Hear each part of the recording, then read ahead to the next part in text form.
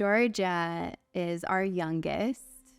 She was the most beautiful baby. As soon as she was born, just knew she was so special. We realized early on that she had a lot of tears. There was a lot of crying throughout her life, and we definitely weathered some difficult days, but her good days were incredible.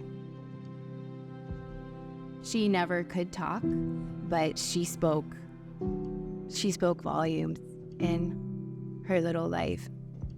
So Georgia had a extremely rare genetic disorder called Lesch-Nyhan disease. It comes with extreme developmental delays, self-injury behavior, kidney stones.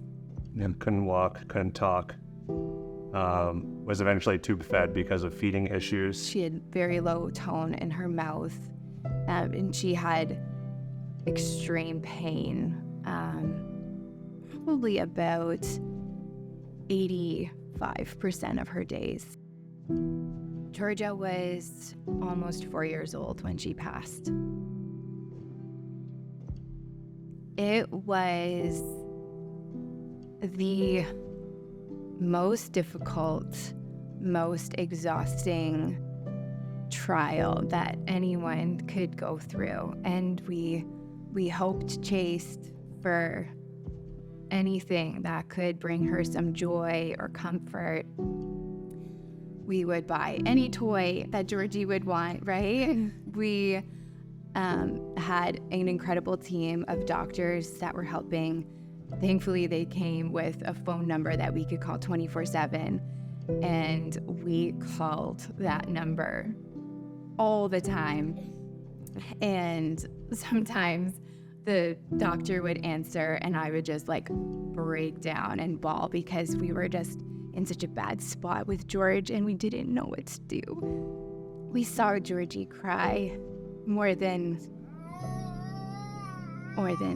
most people cry in a lifetime, and she cried that much in almost 4 years.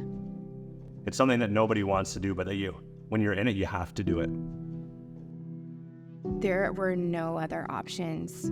We had pushed for additional nursing services at home, and that was met with so much resistance. There aren't care homes available to families to take care of their children for them.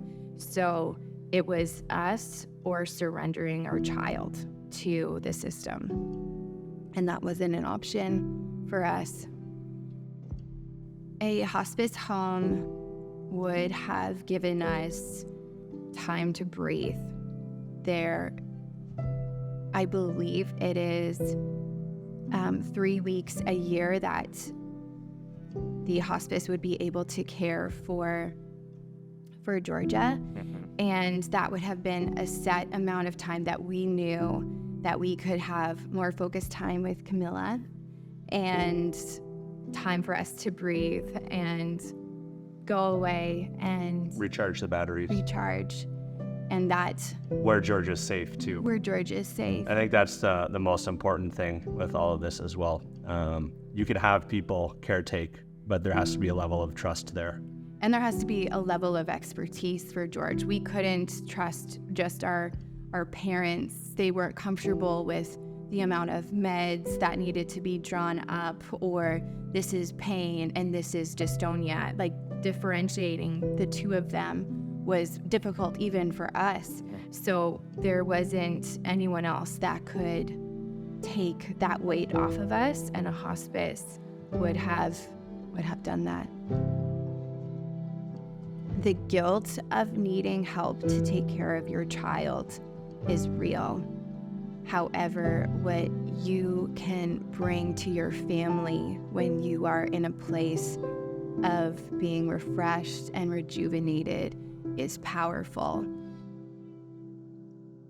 I wish she was still down here.